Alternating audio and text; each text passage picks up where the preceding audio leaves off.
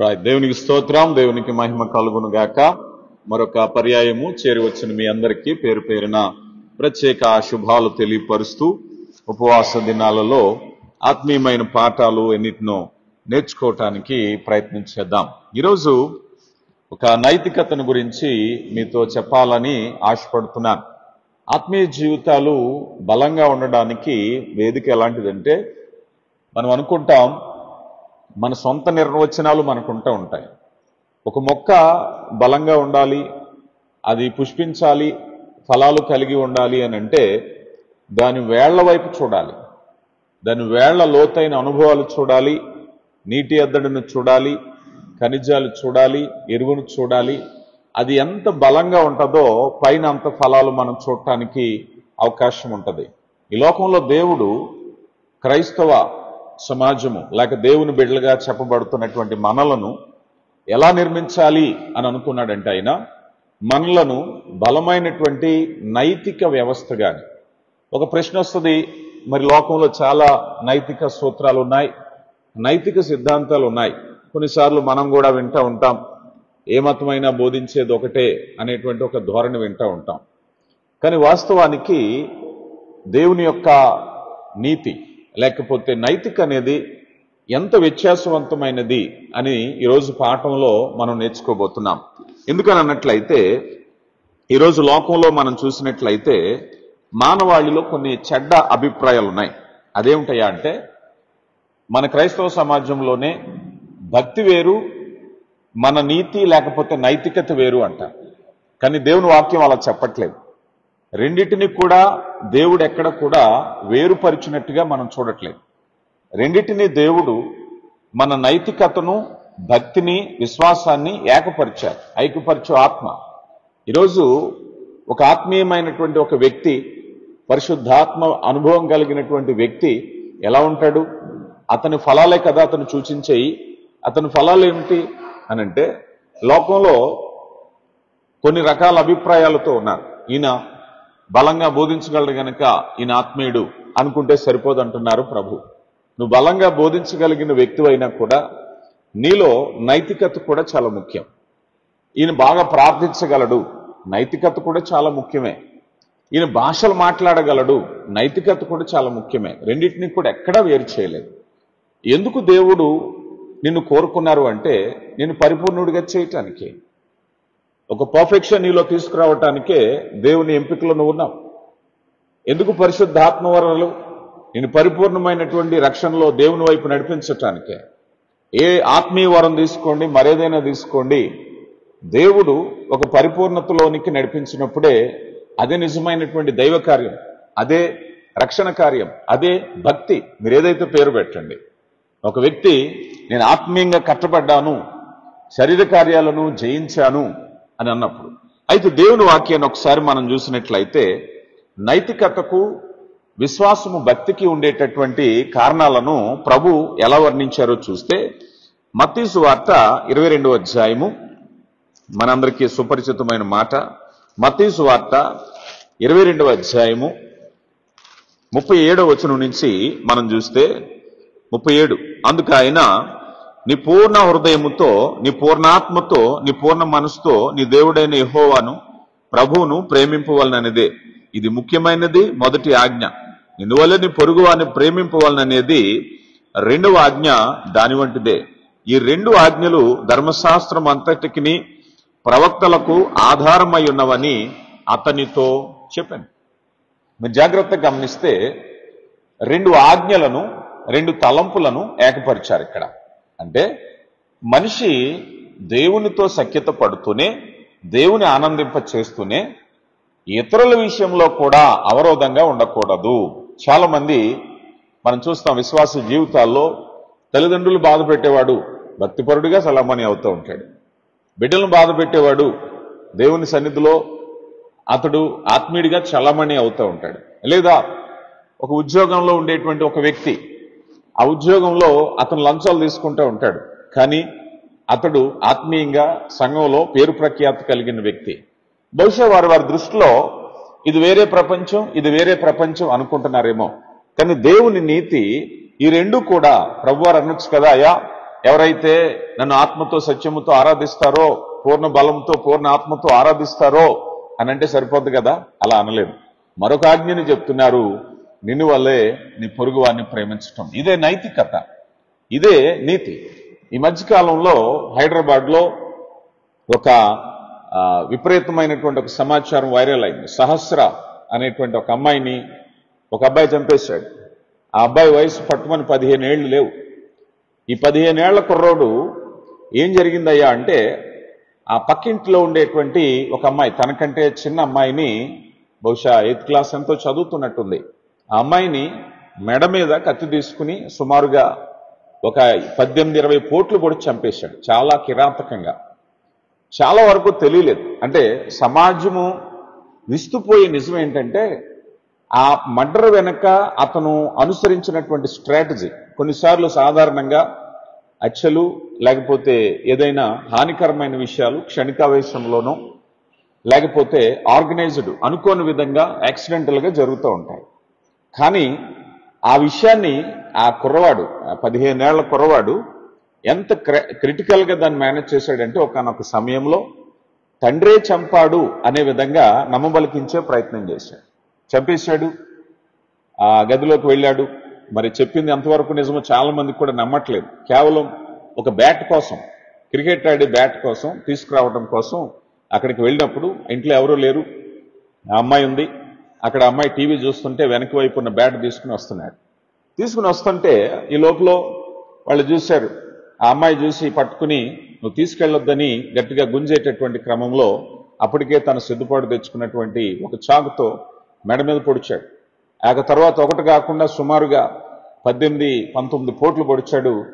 చనిపోయింది. చనిపోయిన తర్వాత అమ్మాయి తెలుగుగా అబ్బాయి ఏం చేశాడంటే, వెంటనే ఇంట్లోకి వెళ్ళాడు, బట్టలు వాషింగ్ మిషన్లో వేసేసాడు, చాకు శుభ్రంగా కడిగేశాడు, ఫ్రిడ్జ్లో పెట్టేశాడు, ఏమి ఎరగినట్టున్నాడు. ఈ లోపల స్టేట్ అంతా మొత్తం అంతా న్యూస్లో పెద్ద విషయం అయిపోయింది. ఏదో ఇలా జరిగిందని చెప్తే ఎందుకు ఎక్కడికి వెళ్ళింది ఇప్పుడు, పోలీసులు వచ్చారు, అక్కడ ఉన్న ఎంక్వైరీ చేస్తున్నారు. ఈ కుర్రాన్ని కూడా అడిగారు. ఈయన అడిగితే ఎంత తెలివితేటలుగా సమాధానం చెప్పాడంటే, నాన్న నన్ను ఏం చేయొద్దు, నన్ను చంపొద్దని కేకలు వినిపించిని అని తెలివితేటలుగా చెప్పాడు. చెప్తే ఆయన అనుమానించడం మొదలుపెట్టారు. సరే, మొత్తం మీద విషయం అంతా తేలింది. అతడు అంతకుడని తెలిసింది. ఇప్పుడు అరెస్ట్ చేశారు. ఈ విషయం నేను అనవసరమైన విషయమైనా ఎందుకు నేను చెప్తున్నాను అని అంటే, ఇప్పుడు ఆ నేరాన్ని ఎవరి మీద వేయాలి అని దాన్ని కూపీ లాగితే అందులో తెలిసిన విషయం ఏమిటంటే, విస్తుపోయే విషయం ఏమిటంటే, ఆ కుర్రోడికి ఒక హ్యాబిట్ ఉంది. అదేంటయ్యా అంటే, అతడు వెబ్ సిరీస్ చూస్తాడు, లేకపోతే టీవీలో ఏదో సిఐడి ఏదో క్రైమ్ సిరీస్ ఏదో చూస్తూ ఉంటాడట. ఆ క్రైమ్ సిరీస్లో అంతా కూడా ఇదే ఉంటుంది. తర్వాత తెలిసినప్పుడు ఆ అబ్బాయిని గురించి మరొక సమాచారం వచ్చింది. ఆ అబ్బాయి ఆన్ డీటెయిల్గా పేపర్ మీద కూడా నోట్ రాసుకున్నాడట, ఈ హత్యని ఎలా చేయాలి అనేది. ఇప్పుడు ఆ చిన్న వయసులో ప్రాణం తీయాలంటే భయం లేకపోవటానికి గల కారణం ఏమిటి, అతనిలో ఉండేటువంటి ధైర్యం ఏమిటి, ఇవన్నీ కూడా ఒకసారి మనం ఆలోచన చేస్తే ఆ వ్యక్తి ఈరోజు విస్తారంగా ప్రచురితం అవుతున్నటువంటి మేబీ సోషల్ మీడియా, ఆ TV, mobile, what ever it maybe, దాన్ని అంతా చూశాడు. ఆ క్రమంలో ఆ విధమైనటువంటి ధ్యానంలో ఉంటున్నాడు కనుక అది పెద్దగా అనిపించలేదు అతనికి. ఇది పెద్ద నేరం అనిపించలేదు సమాజంలో. నైతికత లేకపోవటం, ఇంతగా నేను మీకు ఎందుకు చెప్పాను అంటే, నైతికత లేకపోవటం, నైతికత అనేటువంటిది లేకపోవటాన్ని బట్టి భయం అనేది లేదు. ఇప్పుడు ఆ అబ్బాయిని చాలా మంది ఎన్కౌంటర్ చేయాలి అంటున్నారు. ఎందుకు వారు వాదన అంటే, బహుశా ఇప్పుడు ఆ మైనర్గా ఆ అబ్బాయిని తీసుకుంటే చెరసాల్లో వేస్తే ఆ అబ్బాయి ఒక 3 ఏళ్ళు ఎంతో ఉంటుంది. 3 ఏళ్ల తర్వాత అబ్బాయి బయటకు వదిలేస్తారు. బయటకు వదిలేసిన తర్వాత అతనికి కనీసం నేర ప్రవృత్తి రికార్డు కూడా ఉండదు. గతంలో సాధారణంగా పెద్దవాళ్ళకి జైల్లోకి వెళితే ఉద్యోగాలు రావు అలా ఇలా అంటారు. కానీ మైనర్స్కి అదేమీ లేదు, రికార్డు కూడా ఉండదు వాళ్ళకి. వాళ్ళు తీసేసి సాధారణ జీవితంలో కలిసిపోవచ్చు. ఈ సంస్కృతి మిగిలిన పిల్లలకి ఒకవేళ ఈ మైనర్గా ఉన్న వ్యక్తి హత్య చేస్తే పెద్ద నేరం ఏమి కాదనేటువంటి విషయంలో మిగిలిన వాళ్ళకి కూడా ఈ జాడ్యం వస్తుందేమో, అలాంటి వ్యక్తిని ఎన్కౌంటర్ చేయండి. సరే, తీర్పు గురించి మనకు సంబంధం లేదు. కానీ ఒక విషయాన్ని మాత్రం బాధ్యత కలిగినటువంటి పౌరులుగా మనం ఆలోచన చేస్తే, ఎందుకు ఇలా జరిగింది, అతని గురించి కేస్ స్టడీకి వెళ్ళినప్పుడు అతను ఏ స్కూల్కి వెళ్ళేవాడు కాదట. స్కూల్కి చాలా తక్కువగా వెళ్ళేవాడు. ఏం చేసేవాడు, ఎక్కువగా సినిమాలకు చూడటమో లేకపోతే ఈ వెబ్ సిరీస్ ఎక్కువగా చూడటమో చాలా ఎక్కువగా ప్రాక్టీస్ చేసేవాడు. ఈ ప్రాక్టీస్ చేయబడింది ఏమవుతుందంటే సమాజంలో ఒక మృగాన్ని తయారు చేసింది. ఆ మృగం చాలా చిన్న వయసులో ఒక మృగం, జాలి దయ నీతి లేనటువంటి ఒక మృగం. ఇప్పుడు చెప్పుకుంటున్నాం మనం క్రైస్తవ నీతిని గురించి ఎందుకు మాట్లాడుకోవాలి. బహుశా అనొచ్చు ఒకవేళ ఎవరైనా, ఏమండి క్రైస్తవులు అలాంటి వాడు లేరా అంటే, అవి కూడా దేవుని నీతిని అందుకోని మృగాలే, దేవుని నీతిని అందుకోని మృగాలే. ఈరోజు సమాజానికి బైబిల్ ఎందుకు అవసరమైంది అని ఆలోచన చేస్తే, ఇక్కడ దేవుని నీతిని గురించి మనం చెప్పేటప్పుడు చాలా స్పష్టంగా, అయ్యా నీలో ఉండేటువంటి ఒక కండక్ట్, నీలో ఉండేటువంటి ఆ నీతి ఏదైతే ఉందో అది దేవుడు కోరుకున్న భక్తిలో ఇమిడి ఉంది. కొంతమంది చాలా మంది అనుకుంటారు, నేను బిగ్గరగా ప్రార్థన చేశాను, బిగ్గరగా మరేదో చేశాను, లేకపోతే వాక్యము చాలా బలంగా ప్రకటించగలను. నువ్వేది చేసినప్పటికీ కూడా దేవుడు ఒక పరిపూర్ణమైనటువంటి తనలో ఎదగటానికి అవసరమైనటువంటి విషయాన్ని తెలియపరిచారు. మనం యాకోబు పత్రిక 1వ అధ్యాయము 26 వచనంలో 27 వచనంలో చూసినట్లయితే, తండ్రి ఎదుట నిష్కళంకమైన భక్తి ఏదనగా అంటారు. ఏంటండి? తండ్రి ఎదుట నిష్కళంకమైన భక్తి ఏదనగా విధవరాండ్రను గురించి చెప్తారు, అనాథ పిల్లలను పోషించటం గురించి చెప్తారు. ఇది భక్తి ఏమిటండి? మాకు తెలిసిన భక్తి అంటే ప్రార్థన చేయటం కదా, మాకు తెలిసిన భక్తి అంటే దేవుని సన్నిధికి వెళ్ళటం కదా, మాకు తెలిసినటువంటి భక్తి అంటే ఏదో ఆరాధన చేయటం కదా, కానుకలు ఇవ్వటం కదా, ఆదివారం ఆరాధనకు వెళ్ళటం కదా, ఉపవాస ప్రార్థనకు వెళ్ళటం కదా అని అనుకుంటే, దేవుడు చెప్తున్నటువంటి మాట ఏమిటంటే నిష్కళంకమైన భక్తి చేయాలంటే ఇవి కూడా చేయండి. సమాజానికి హెల్ప్ఫుల్ గా ఉండండి. ఒక నైతికతతో మనం చూసినప్పుడు సమాజం అనేటువంటిది భద్రముగా చెప్పబడాలి. పిల్లలు గమనించండి, యేసు ప్రభు బోధల్లో ఈ నైతికత చాలా స్పష్టంగా ఇమిడి ఉంది. ఈరోజు మనం కూడా అందుకోలేకపోతున్నాం. చాలా మంది క్రైస్తవులు ఎంతవరకు పరిమితం అయిపోతున్నారంటే, విశ్వాస జీవితంలో ఎంతవరకే అని పరిమితం అయిపోతున్నారు. కానీ దేవుని యొక్క బాధ్యతలు సమాజంలో ఒక వ్యక్తిని నైతికంగా నడిపించటంలో ఎప్పుడు కూడా ప్రారంభ స్థానం నుంచి కూడా మనం చూసినట్లయితే ఒక విలువైనటువంటి టీచింగ్ ప్రభు మనకు అప్పగించారు. మత్తయి సువార్తలో 25వ అధ్యాయము 40వ వచనంలో కూడా మనం చూసినట్లయితే, మిక్కిలి అల్పుడైన ఈ సహోదరులకు చేసితురు గనక మీరును నాకు చేశారని నేను నమ్ముతున్నాను. ఏ సహోదరులు అని ఆలోచన చేసినట్లయితే మిక్కిలి అల్పులైనటువంటి సహోదరులు, వీరికి చేశారు కనుక నాకు చేశారని నేను నమ్ముతున్నాను. ప్రభు ఆజ్ఞ, అయ్యా దేవుని ఆరాధించటమే నీ బాధ్యత అనుకోవద్దు, నీతో పాటు తోటి వారి పట్ల నీ బాధ్యతలు నెరవేర్చటము కూడా దేవుని ఆజ్ఞలలో భాగమై ఉన్నట్లుగా మనం చాలా స్పష్టంగా మనం చూడగలుగుతున్నాం. ప్రియులారా గమనించండి, ఈరోజు దేవుని యొక్క కృప ఆత్మీయమైనటువంటి కట్టుబాటులో మనం ఉండడానికి దేవుడిస్తున్నటువంటి ఆశ్చర్యకరమైనటువంటి ఆజ్ఞలను మనం పాటించాలి. పేతురు గారు రాసిన మొదటి పత్రిక 1వ అధ్యాయము 15-16 వచనాలని మనం చూసినట్లయితే, పేతురు గారు రాసినటువంటి మొదటి పత్రిక 1వ అధ్యాయము 15-16 వచనాలు ఇలా వ్రాయబడి ఉన్నాయి. నేను పరిశుద్ధుడనై ఉన్నాను గనుక మీరును పరిశుద్ధులై ఉండుడని వ్రాయబడినది. కాగా మీరు విధేయులకు పిల్లల వలె మీ పూర్వపు అజ్ఞాన దశలో మీకుండిన ఆశలను అనుసరించి ప్రవర్తింపక, మిమ్మును పిలిచిన వాడు పరిశుద్ధుడై ఉన్న ప్రకారము మీరును సమస్త ప్రవర్తన యందు పరిశుద్ధులై యుండుడి. ఏమన్నారు చూడండి, ఇక్కడ సమస్త ప్రవర్తన యందు అన్న, కేవలం ఒక ప్రవర్తన అనలేదు, మందిరంలో నీ ప్రవర్తన అనలేదు, బాప్తిజం తీసుకునేటప్పుడు నీ ప్రవర్తన అనలేదు, ప్రార్థన చేసేటప్పుడు నీ ప్రవర్తన అనలేదు. ఇక్కడ సమస్త ప్రవర్తనలో పరిశుద్ధులై ఉండేటటువంటి ప్రయత్నం దేవుడు కోరుకున్నటువంటి ఒక ఎథికల్ లైఫ్.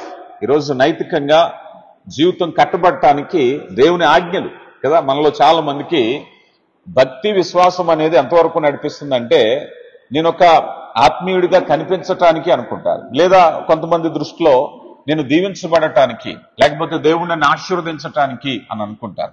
అందుకే మనం ప్రారంభంలో అనుకున్నాం, దేవుని ఎంపికలో నువ్వెవరు, నేను ఎందుకు దేవుడు పిలిచారు, ఎందుకు నేను ఆత్మీయంగా పోషిస్తున్నారు అని అంటే, ఒక పర్ఫెక్ట్, ఒక ఆత్మీయమైనటువంటి మీ పరలోకమందున్నటువంటి సర్వోన్నతుడైనటువంటి దేవుని యొక్క తండ్రి యొక్క కుమారులు కుమార్తెలుగా ఉండినట్లు. కనుక నేను పరిశుద్ధుడును గనుక మీరును పరిశుద్ధులై నిన్నులాగునా. మరి పరిశుద్ధత ఎలా వస్తుంది? నేను ఎలా పరిశుద్ధుడిని అవుతాను? యథార్థత. ఈ యథార్థతే దేవుని ఆజ్ఞలను అనుసరించే యథార్థత, దేవుని పట్ల యథార్థత, ఇతరుల పట్ల యథార్థత, అదే నీ నైతికత. ఎప్పుడైతే ఆ నైతికతను గురించి మనం చూసామో దేవుని కృప మనలో పరిపూర్ణంగా ఎదుగుతుందని ఆలోచన చేయాలి. రైట్, ఈ విషయంలో మనం చూసినట్లయితే దేవుని యొక్క నీతి యొక్క ఐక్యత ఎలా ఉంటుంది అంటే, నీతిని గురించి మనం చూసినట్లయితే అపోస్తుడైనటువంటి పౌలు గారు గలతీయులకు రాయబడిన పత్రిక 5వ అధ్యాయం 22వ వచనంలో ఆత్మీయ ఫలాలను గురించి మనకి చెప్పారు. ఈ ఆత్మీయ ఫలాలు దేని కొరకు? చూడండి, కొంతమంది కొన్ని పరిశుద్ధాత్మ వరాలను గురించి వారు ఎక్కువగా అడ్వర్టైజ్ చేసుకోవడానికి ప్రయత్నిస్తూ ఉంటారు. సో చాలా మంది ఈరోజు మన క్రైస్తవ సమాజంలో, క్రైస్తవ బోధకుల్లో ఉండేటువంటి అలవాటు. బట్ రియల్ పర్పస్, నిజమైన ఉద్దేశం ఏమిటి అని ఆలోచన చేస్తే, నిజమైన ఉద్దేశం గురించి అంటారు కదా, ఐక్యపరచు ఆత్మ అన్నారు. కనుక అక్కడ ఉండేటువంటి ఫలాలన్నీ కూడా వేరు ఫలాలు కాదు. ఆత్మ ఫలాలు ఏమనగా అనలేదు పౌలు గారు.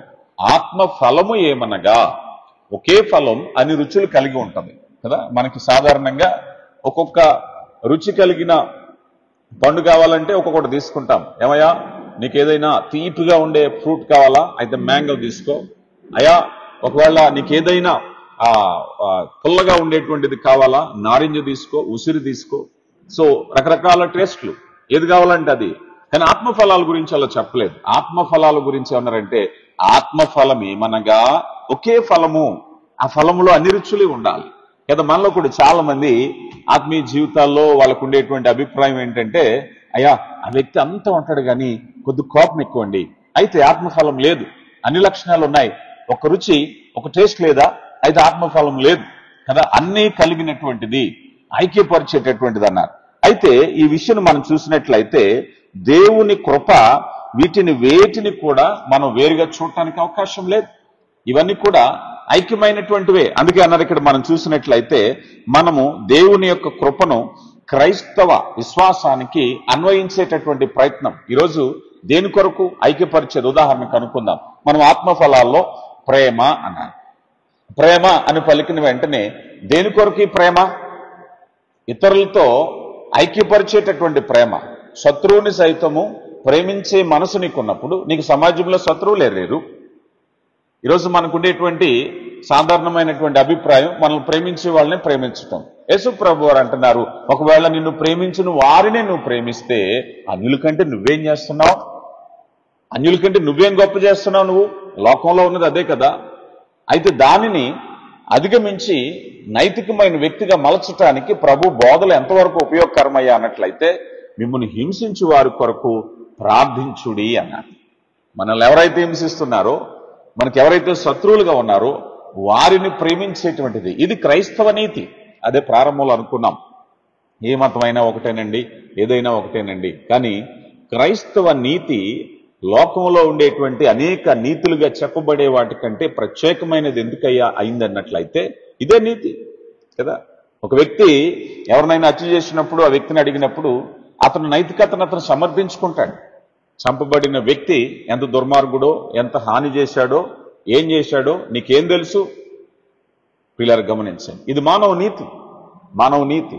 కానీ దేవుని యొక్క నీతి ఎంత ప్రత్యేకమైందయ్యా అన్నట్లయితే, నీలో ఉండేటటువంటి ప్రతి విధమైనటువంటి కోపాన్ని ప్రేమగా మలిచే నీతి, ప్రతి విధమైన పగను, ప్రతి విధమైన ద్వేషాన్ని, ప్రతి విధమైనటువంటి అసూయను మార్చేటటువంటిది. అయ్యా, ఒకప్పుడు అసూయతో ఉండేటువంటి వ్యక్తి ఏమనుకుంటున్నాడు ఇప్పుడు? అసూయ ఏం చేసిందయ్యా? అసూయ ఏం చేసిందంటే ఎదుటి మనిషి గొప్పతనాన్ని అంగీకరించనివ్వలేదు.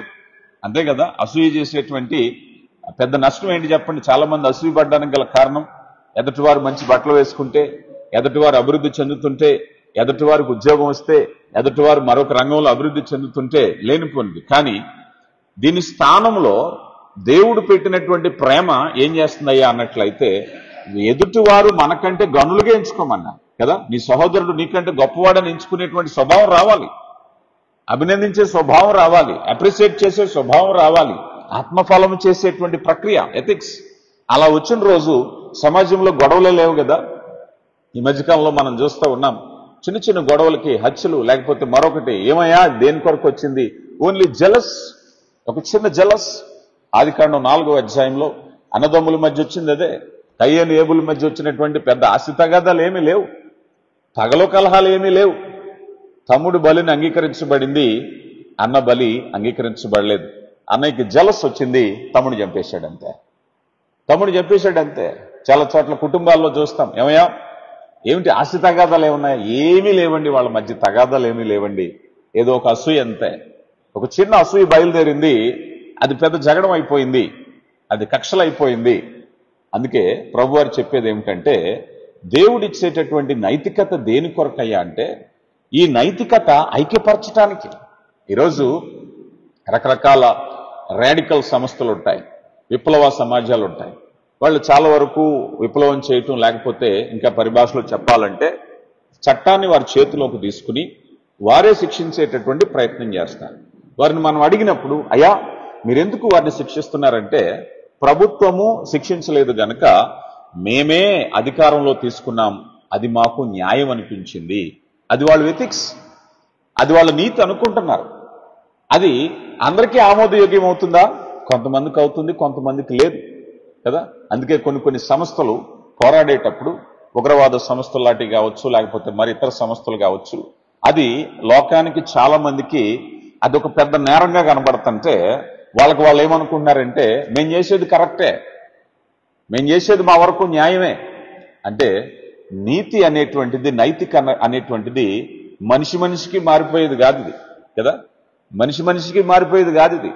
ఎప్పుడు కూడా స్థిరంగా ఉండేది ఐక్యపరిచేటటువంటిది. కనుక ఈ నీతి నా కోసం, నా క్షేమం కోసమే కాకుండా ఎదుటి వ్యక్తి కోసం కూడా ఆలోచించగలిగిన నీతిని దేవుడు ప్రవేశపెట్టారు.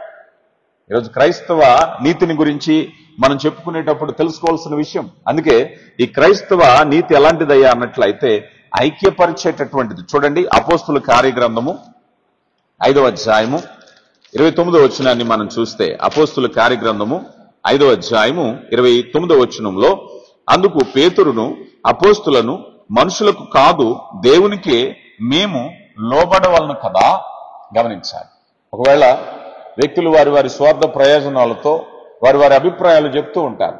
కానీ దేవుని యొక్క ప్రయోజనం ఎలాంటిదయ్యా అన్నట్లయితే అందరి క్షేమము కొరకు, సమాజ క్షేమము కొరకు, లోక క్షేమము కొరకు, ప్రతి ఒక్కరి కొరకు.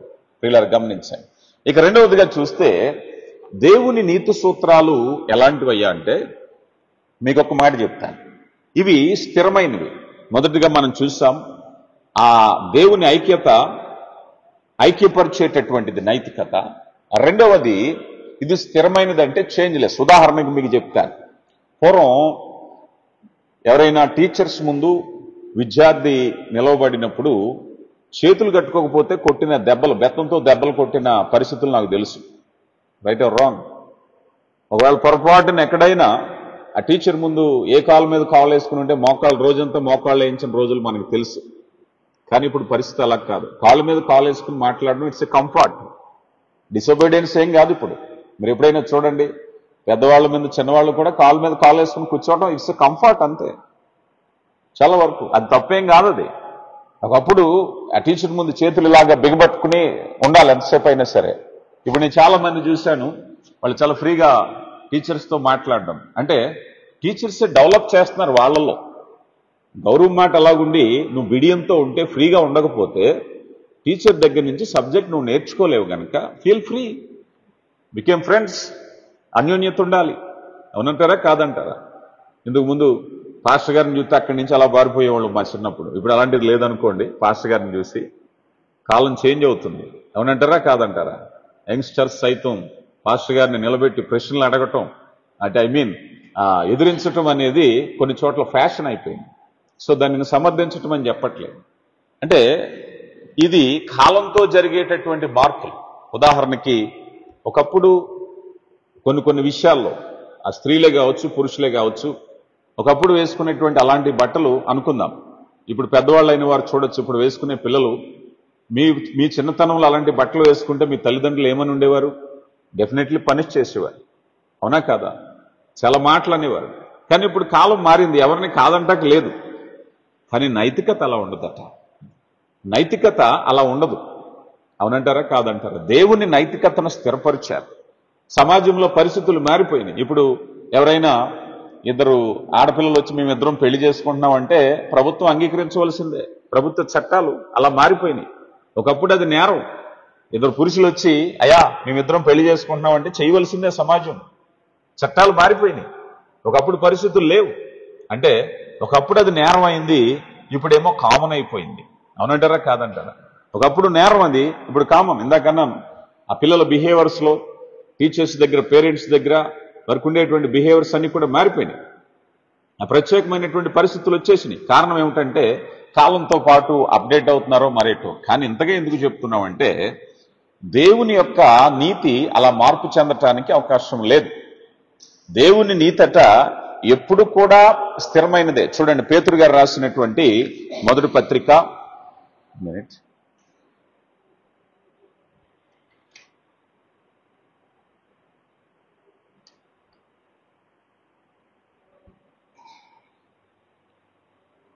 పేతురు గారు రాసినటువంటి మొదటి పత్రిక 1వ అధ్యాయము 15వ వచనాన్ని మనం చూస్తే,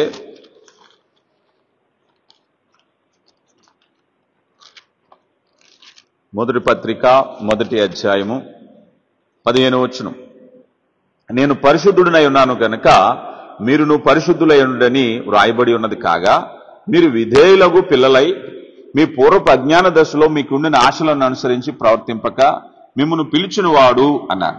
ఇక్కడ మనం చూస్తే మీ సమస్త ప్రవర్తన యందు కూడా పరిశుద్ధులై ఉండడానికి దేవుడు పిలిచారు. పిల్లలు గమనించండి. ఎందుకన్నట్లయితే మీ అంతరంగంలో విధేయత కలిగిన జీవితం, పరిశుద్ధత కలిగినటువంటి జీవితం. మీ పరిస్థితులు మార్పు వచ్చింది, లేకపోతే ఫ్యాషన్ మారిపోయింది, తరాలు మారిపోయింది, అప్పుడు పరిస్థితులు వేరు, ఇప్పుడు పరిస్థితులు వేరు కదా. చాలా స్టోరీస్ మనం వింటూ ఉంటాం. పూర్వం పెళ్లిళ్ళు చేసుకునేటప్పుడు పెళ్ళి అయిన తర్వాత పెళ్లి కొడుకు పెళ్లి కూతురు మాట్లాడుకునే సందర్భాలు ఉండేట. పెళ్లి అయిన తర్వాతే కదా, పెళ్లికి ముందు మాట్లాడుకునే అవకాశాలు కూడా లేవు. ఇప్పుడు పరిస్థితులు వేరు. ఇప్పుడు ఆఖరికి ఎంతో హెచ్చరిస్తూ ఉన్నాం చాలా చోట్ల. ప్రీ వెడ్డింగ్ షూట్ అని చెప్పేసి ఎక్కడెక్కడికో పోతున్నారు. అనవసరమైనటువంటి వాక్య విరుద్ధమైన పనులు చేసేవాళ్ళు కూడా ఉన్నారు. దేవుని వాక్యం అంగీకరించట్లేదు. కానీ ఆ ప్రాక్టీస్ ఎవరిని అంటాక లేదు, కామన్ అయిపోయింది. ఒకవేళ ఎవరినైనా తప్పంటే తిరిగి తిట్టేలాగున్నారు. కామన్ ఇది ఎక్కడైనా సరే. కానీ వాస్తవం ఏమిటయ్యా అంటే పరిస్థితులు మారినాయి. అయ్యా ఇప్పుడు తల్లిదండ్రులు అనొచ్చు, ఒరే అబ్బాయి మా పెళ్ళైనప్పుడు, లేకపోతే ఆ కొడుకుతో తండ్రి అనొచ్చు, పెళ్ళైనప్పుడు మీ అమ్మతో నేను పెళ్ళయిన తర్వాత దాకా మాట్లాడలేదురా అని చెప్పొచ్చు. కానీ ఇప్పుడు కామన్, చెప్పడానికి వీల్లేదు. కానీ నైతికతను దేవుడు ఎంతగా స్థిరపరిచారయ్యా అన్నట్లయితే అది ఎలాంటిదయ్యా అంటే సద్గుణానికి నడిపించేటటువంటి, ఇతరుల పట్ల పరస్పరం కదా. ఈరోజు ఒక సొసైటీలో ఒక ధోరణి వచ్చేసింది. ఏమిటయ్యా అంటే పెద్దయ్యాం, నాకు బిజీగా ఉంది, తల్లిదండ్రులు తీసుకెళ్లి ఓల్డేజ్ హోమ్లో పెట్టేసేయండి, ఇబ్బంది ఏమీ లేదు. ఎందుకయ్యా అంటే ఓల్డేజ్ హోమ్లో పెట్టడానికి ఎవరు కాదనరు. ఓల్డేజ్ హోమ్లో పెట్టడం ఏమన్నా తక్కువ అంటారా? అది ఖర్చుతో కూడిన పనే, ఆ తప్పేమీ లేదనే సొసైటీకి వచ్చింది. ఒకప్పుడు అలా చేస్తుంది పెద్ద పాపం. అరే నువ్వేమి సాధించినా కన్న తల్లిని కన్న తండ్రిని చూసుకోలేకపోయినప్పుడు నువ్వు ఎంత గొప్పవాడు అయినా నీ గొప్పతనం ఏమిటని అడిగేవారు. కానీ ఇప్పుడు ఆ ఓల్డేజ్ హోమ్లో పెట్టేసేయటం గ్రేట్నెస్. కనుక ప్రియులారా, ఇక్కడ దేవుని యొక్క చిత్తంలో మనం చూసినట్లయితే ఈ సద్గుణాలు అనేటువంటివి మనిషి హృదయంలో ఎప్పుడూ ప్రతిబింబవలసిందే. తరాలు మారినా ఇంకొకటి మారినా తల్లిదండ్రులను సన్మానించేటటువంటి వ్యక్తివే, నీ సత్ప్రవర్తన కాపాడుకునే వ్యక్తివే. అయ్యా బైబిల్ గ్రంథము 19వ శతాబ్దంలో ఒకలా చెప్పింది, 20వ శతాబ్దంలో ఎలా చెప్పింది అంటాక ఏమీ లేదు. నైతికత విషయంలో చాలా బలమైనటువంటి ఇట్స్ ఎ స్ట్రిక్ట్ ఇన్స్ట్రక్షన్. ప్రభుత్వాలు కూడా చట్టాలు మార్చేసుకుంటున్నాయి. ఇబ్బంది ఏమీ లేదు. ఒక మెజారిటీ వచ్చిన ఒక అమ్మాయి అబ్బాయి పెళ్లి చేసుకున్నా వాళ్ళు ఎక్కడికి వెళ్ళిపోయినా ఎవరు అడగటానికి లేదు. వాళ్ళు మేజర్స్. ప్రభుత్వ చట్టం చెప్తుంది, దేవుని వాక్యం చెప్తుంది, నువ్వు ఎంత మేజర్ అయినా సరే. So you have to control your self. చాలా జాగ్రత్తగా ఉండాలి. పాన్పు నిష్కళంకమైందని బైబిల్ చెప్తుంది. వివాహం అన్ని విషయాల్లో ఘనమైనదని బైబిల్ చెప్తుంది. విశ్వాసిత అవిశ్వాసికి విజ్జోడేమిటని బైబిల్ చెప్తుంది. అప్పుడు చెప్పింది, ఇప్పుడు చెప్పింది. ఎప్పుడు కూడా సమాజంలో నైతికత విషయంలో దేవుని వాక్యము స్థిరమైనటువంటి బలమైనటువంటిది. నైతిక పరిస్థితులు ఆత్మీయ జీవితంలో దేవుడు పొందుపరిచాడు. రోమీలకు రాయబడిన పత్రిక 13వ అధ్యాయంలోకి వస్తే, రోమీలకు రాయబడిన పత్రిక 13వ అధ్యాయము 8 నుంచి చదువుతున్నాను, దయచేసి చదవండి, గమనించండి. 13వ అధ్యాయం 8 నుంచి. ఒకరికొకడు ప్రేమించుట విషయంలో తప్ప మరి దేనికి అచ్చి ఉండవద్దు. పొరుగువాని ప్రేమించువాడే ధర్మశాస్త్రమును నెరవేర్చువాడు. ఎలయనగా వ్యభిచరింపవద్దు, నరహత్య చేయవద్దు, దొంగిలించవద్దు, ఆశింపవద్దు అనినవి మరి ఏ ఆజ్ఞ ఉన్న ఎడల అది నిన్ను వల్ల నీ పొరుగువాని ప్రేమింపవలన వాక్యంలో సంక్షేపముగా ఇమిడి ఉన్నది. ప్రేమ పొరుగువానికి కీడు చేయదు కనుక ప్రేమ కలిగి ఇతరులను ధర్మశాస్త్రము నెరవేర్చుటే. ఇక్కడ చూడండి, ఇక్కడ ఒక మాట అన్నారు, వ్యభిచరింపవద్దు, నరహత్య చేయవద్దు, దొంగిలవంతవద్దు, ఆశింపవద్దు. ఇవన్నీ కూడా ఏ ఆజ్ఞనున్నవాడే నిన్ను వల్లే నీ పొరుగువాన్ని ప్రేమించటం. ఆజ్ఞలో ఇముడున్నాయి. ఈ ఆజ్ఞలో ఏమలున్నాయి? నిన్ను వల్లే నీ పొరుగువాన్ని ప్రేమిస్తున్నావు. నీ పొరుగువాన్ని ప్రేమిస్తే ఆ పొరుగువాని పట్ల నరహత్య చేయు, ఆ పొరుగువాని పట్ల దొంగిలించు, ఆ పొరుగువానిది నువ్వు ఆశించు. ఇవన్నీ కూడా అందులో ఇముడే ఉన్నాయి, దేవుని ఆజ్ఞలు. పిల్లలు గమనించండి. కనుక నిన్ను వల్ల నీ పొరుగువాన్ని ప్రేమించటము అంటే ఒకవేళ నీ ప్రవర్తన వలన, ఒకవేళ ఆశించటం వలన, దొంగిలించటం వలన, లేకపోతే మరొకటి చేయటం వలన, నరహత్య చేయటం వలన, ఇంకే పని చేయటం వలన, దానివల్ల ఆ ఎదుటి వ్యక్తి నష్టపోతున్నాడేమో. ఇవన్నీ కూడా ఇందులోనే ఉన్నాయి. అందుకే దేవుడు చెప్పాడు కదా, 2 ఆజ్ఞలు చెప్తున్నానయ్యా. ఒకటి, నీ పూర్ణ హృదయంతో, నీ పూర్ణ బలంతో నీ తండ్రిని దేవుని ఆరాధించాలి, స్తుతించాలి, మహిమపరచాలి. రెండోది చెప్తున్నాను, నిన్ను వల్లే నీ పొరుగువాన్ని ప్రేమించటము. అయ్యా ఇదన్నీ కాదండి, ఆ వ్యక్తి దొంగతనం చేస్తున్నాడు, ఆ వ్యక్తి నష్టపరుస్తున్నాడు, జగడమాడుతున్నాడు, కానీ మనసులో ప్రేమ ఉందండి అన్నారనుకోండి, ఇట్స్ ఎ ఫేక్ స్టేట్మెంట్. నీ ప్రేమ నీ పొరుగువాన్ని ప్రేమిస్తే ఏ రూపంగా కూడా ఎదుటి వ్యక్తికి కీడు తలపెట్టవు. నీ వల్ల ఏ రీతిగా బాధపడ్డం. ఈరోజు అనేక రకాలుగా బాధపడుతున్నారు పొరుగువారు. అయ్యా ఇదిగో ఈ వ్యక్తిని బట్టి ఎదుటి కుటుంబం వారు సంతోషంగా లేరు, ఈ వ్యక్తిని బట్టి ఎదుటి కుటుంబం వారు ఆనందంగా లేరు. ఏ పని చేసి ఏదో ఒక పని చేశావు, అది ఇందులో ఇముడి ఉందట. ఇందులో నిన్ను వల్లే నీ పొరుగువానిని ప్రేమించాలి. నిన్ను వల్లే నీ పొరుగువారిని ప్రేమిస్తే ఈ విషయాలేమి కూడా అందులో చేయటానికి వీలే. యాకోబు పత్రికలో కూడా అంటున్నారు, రండి యాకోబు పత్రిక 2వ అధ్యాయము, యాకోబు పత్రిక 2వ అధ్యాయము 11వ వచనాన్ని మనం చూస్తే, 11వ వచనంలో అంటారు కదా, వ్యభిచరింపవద్దని చెప్పిన వాడు నరహత్య చేయవద్దని చెప్పిన కనుక నువ్వు వ్యభిచరింపపోయిన నరహత్య చేసిన ధర్మశాస్త్ర విషయంలో అపరాధివైతివి. ఆ పని చేయకపోతే ఈ పని చేయకపోతే ఏదో ఒక పని చేసి నీ ఎథిక్స్ కాపాడుకోకపోతే. చాలా మంది అంటారు, అయ్యా పలానా విషయంలో ఆయన చాలా స్ట్రిక్ట్ అండి, మంచిదే. మరి వేరే విషయంలో ఏదో ఒక విషయంలో నువ్వు పడిపోతే, అయ్యా పలానా విషయంలో ఆయన చాలా భక్తిగా ఉంటారండి, దేవుని కానుకలు ఇవ్వాలంటే ఆయన తర్వాతేనండి. సరిపోతుందా? నైతికత లేకపోతే దేవుడు అంగీకరిస్తానంటున్నారా?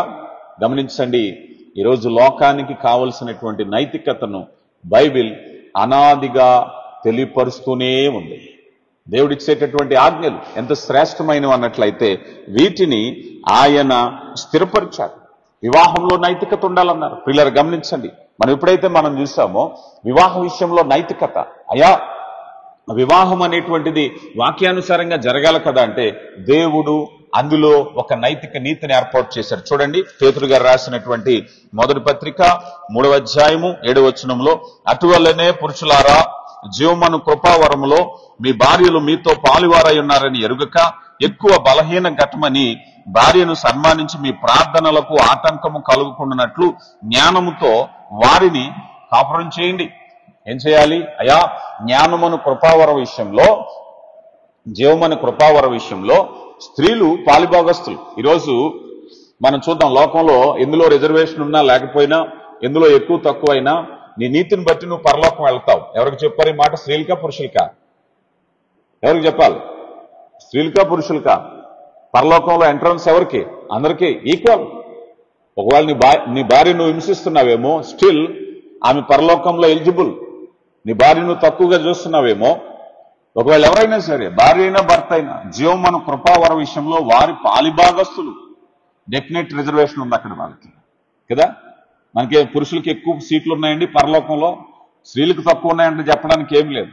నీ నీతి క్రియలలో నువ్వు ఖచ్చితంగా ఉన్నప్పుడు ఖచ్చితంగా ఆ కృపావరంలో నువ్వు పాలు పంపులు పొందుతావు. రక్షణలో ఏం దేవుడు తక్కువ చేయలేదు, పరలోకంలో ఏం దేవుడు తక్కువ చేయడు. అయితే ఇలాంటి విషయంలో దేవుని వాక్యాన్ని చెప్తూ అన్నారు కదా. ఇప్పుడు మీరు వారితో ఎలా ఉండాలయ్యా అన్నట్లయితే, వారు ఆ జ్ఞానము చొప్పున వారితో కాపురం చేయండి, వివేచన కలిగి ఉండండి. ఎథిక్స్, నీతి.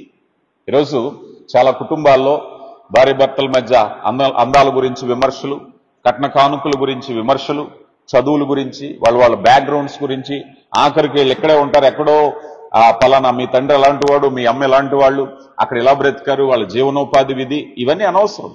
వన్స్ మీరు బైండ్ అయినప్పుడు పరిశుద్ధాత్ముడు చెప్పేది ఏమిటంటే, వివాహ వ్యవస్థలో ఒక మోరల్, ఒక నైతికత ఉండాలి. ఆమె నిన్ను ప్రేమించి నీ శరీరంలో సాటి అయిన సహాయంగా దేవుడు పెట్టారు. ఆ పురుషుణ్ణి నీ శిరస్సుగా దేవుడు పెట్టారు. నైతికత ఇది కూడా నా విశ్వాసంలో ఆజ్ఞలో ఒక భాగం అంటే ఖచ్చితంగా భాగమే. దేవుడు పెట్టిన విధి. అయ్యా నేను దేవునికి వెళ్ళి ఆరాధన చేస్తాను కానీ ఈ వివాహ విషయాలన్నీ ఇక్కడెందుకంటే అది నా ఫ్యామిలీ. నో, నీ ఫ్యామిలీ కూడా దేవుని చట్టంలో భాగమై ఉంది.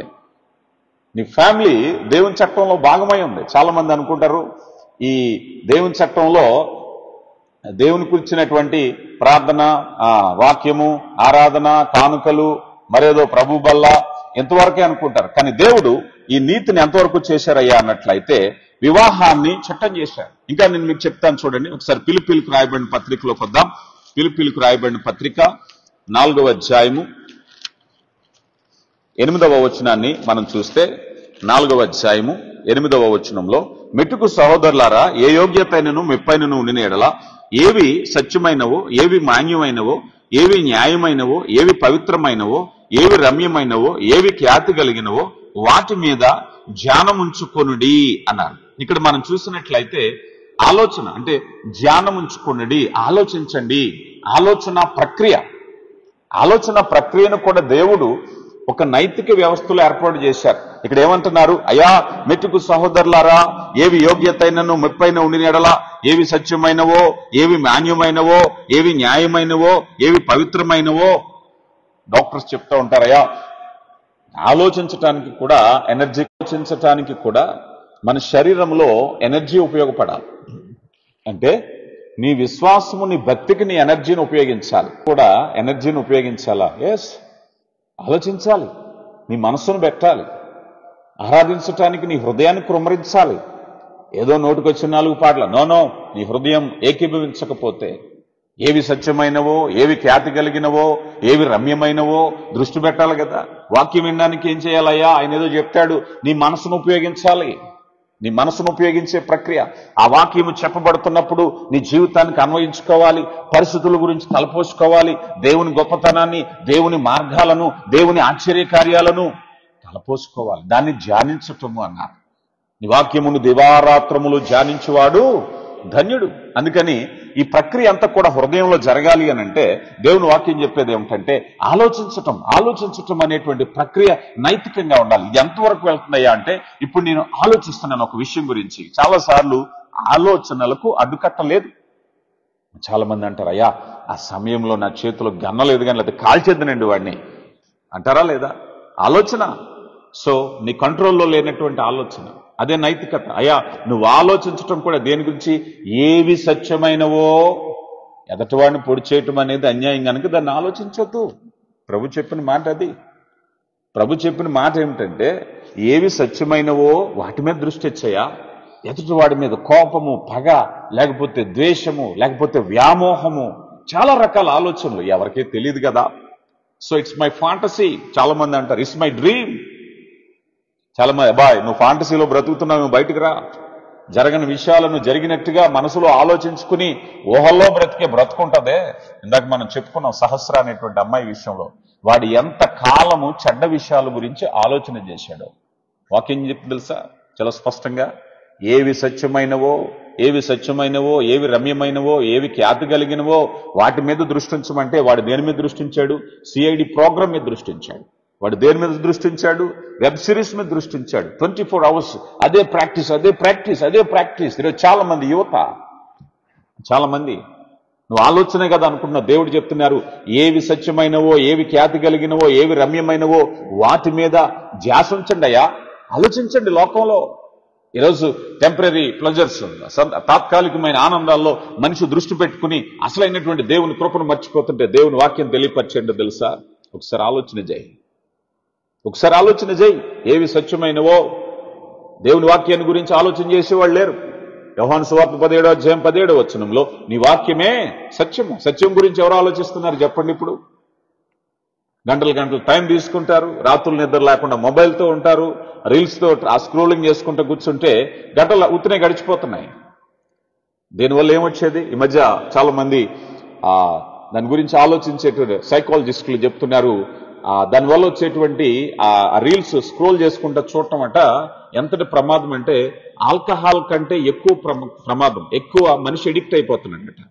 దానివల్ల వచ్చేటటువంటి ఆనందం, చిన్న చిన్న విషయాలు, మనకు సంబంధం లేని విషయాలు, ఎక్కడెక్కడో ఇదిగో గుడ్డుకి కాళ్ళు వచ్చినాయి అంటాడు, లేకపోతే ఇంకోటి ఏదో అంటాడు, ఏదో చెప్పాడు, వచ్చాక ఏంటేటో రకరకాలని వస్తూ ఉన్నాయి. టైం అలా పాస్ అయిపోతూ ఉంటుంది, విచిత్రం. కానీ స్వచ్ఛమైంది అది, ఖ్యాతి కలిగింది అది, రమ్యమైంది అది, దేని కొరకది? కానీ మనం ఆలోచన పెడుతున్నాం అక్కడ.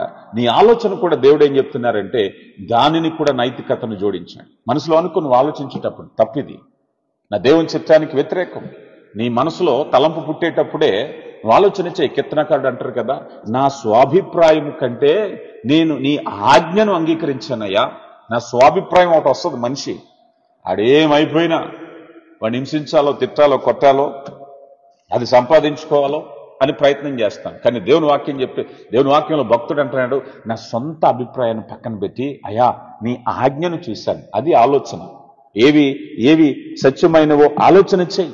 ఎఫెసీయులకు రాయబడిన పత్రిక 6వ అధ్యాయము 5వ వచనాన్ని చూస్తే, 6వ అధ్యాయము 5వ వచనాన్ని చూస్తే, దాసులారా యథార్థమైన హృదయము గలవారై భయముతో వణుకుతో క్రీస్తు వలె మీ శరీరములను కూర్చి మీ యజమానులైన వారికి విధేయులయుండుడి. ఇది భక్తిలో ఉందా? ఎస్, ఇది కూడా భక్తిలో ఉంది. నీ యజమానుడికి లోబడాలా, నీ బిజినెస్ కరెక్ట్ గా చేయాలా, నీ డ్యూటీ నువ్వు కరెక్ట్ గా చేయాలా. ఎస్, నైతికత. ఈరోజు ఎంతమంది గవర్నమెంట్ ఎంప్లాయీస్, ఎంతమంది అధికారంలో ఉన్నవారు, ఎంతమంది అధికారాన్ని చలాయించేవారు, వారు నిజంగా నైతికత అనేటువంటిది దేవుని ఆజ్ఞను భావిస్తే ఒక దానియేలు లాంటి గొప్ప అధికారి తయారవుతాడు, ఒక యేసేపు లాంటి జ్ఞానం కలిగిన అధికారి తయారవుతారు. వారు కూడా జ్ఞానం కలిగిన వారే, వారు హెచ్చించారు. నెహెమ్యా వంటి అధికారి తయారవుతాడు. ఎథిక్స్ ఎప్పుడైతే కాపాడుకున్నారో వారు దేవుడు హెచ్చించారు. పిల్లలు గమనించారు. ఈరోజు అనుకుంటారు, అయ్యా నా ఉద్యోగంలో 100 ఉంటాయండి, అవన్నీ వదిలేసి ఆదివారం మాత్రం వచ్చి దేవుని సన్నిధిలో పరిపూర్ణంగా ప్రార్థన చేసుకుని వాక్యం విని ఏదో నాకు తోచిన కానుక ఇచ్చి వెళ్తానండి. అది కాదని చెప్తుంది భక్తి, అది కాదంటుంది. ఇక్కడ అంటున్నారు, దాసులారా మీ యజమానులకు లోబడండి. అయ్యా ఎథిక్స్ లో ఈ కూడా పెట్టారా ప్రభువారు? ఖచ్చితంగా పెట్టారు. నీ వ్యాపారంలో ఉంది ఎథిక్స్, నీ వివాహంలో ఉంది, నీ ఉద్యోగంలో ఉంది, నీ ఇరుగు పొరుగు వారితో ఉంది, నీ సమాజంలో ఉంది. ప్రతిదీ కూడా ఆ నీతి, ఆ యథార్థత కాపాడుకున్నప్పుడు దేవుని యొక్క కృపను బట్టి మనమందరం కూడా ఒక మంచి ఆత్మీయమైన విలువలతో లోకంలో ఉపయుక్తమైన వారిగా తయారు చేయాలన్నది. దేవుడు నిన్ను కేవలం పరలోకానికి తయారు చేయడానికి పిలవలేదు, పరలోకంతో పాటు భూమి మీద కూడా తయారు చేయాలనుకున్నాడు ఆయన. అందుకే అన్నాడు, మునుపటి నిరర్ధకమైన ప్రవర్తన విడిచి సత్ప్రవర్తన కలిగిన వారై అయా ప్రభులోకి వచ్చాక మార్పు వచ్చింది. దేని కొరకు? సమాజంలో బాధ్యత కలిగిన వాడు, కుటుంబంలో బాధ్యత కలిగిన వాడు, తన పనిలో బాధ్యత కలిగిన వాడు. ఒక బాధ్యత గమనించండి.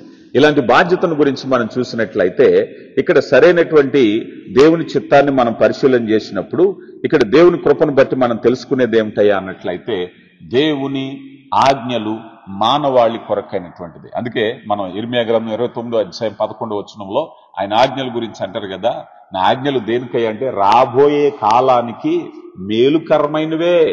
ఆజ్ఞ అనేసరికి భయం వేస్తుంది చాలా మందికి, కానీ ఆజ్ఞను దేవుడు ఏమన్నారో తెలుసా? రాబోయే కాలానికి మేలుకరమైనవే. ఇక తర్వాత మనం చూస్తే మరొకటి ప్రేమ అన్నారు. ప్రేమలో నైతికత ఏముంటుందండి? గ్రీకు భాషలో ఎరోస్ ఫిలోస్ అనే 2 పదాలు ఉన్నాయి. ఎరోస్ ఫిలోస్ అనేటువంటి 2 పదాలు ఏంటంటే, ప్రేమ అనేటువంటిది నువ్వు ఏ ఆబ్జెక్ట్ మీద చూపించావో, అంటే అది ఒకవేళ మనిషి కావచ్చు, వస్తువు కావచ్చు, ఒకవేళ నీ ఉపయోగం కావచ్చు, అది నేను పొందుకోవటమే ఈ ఎరోస్ యొక్క ఉద్దేశం లోకంలో కదా. ఒక వ్యక్తిని నేను ప్రేమించాను, ఏంటి దాని ఉద్దేశం? ఆ వ్యక్తి కూడా నన్ను ప్రేమించాలి, ఆ వ్యక్తి నాకు సొంతం అవ్వాలి.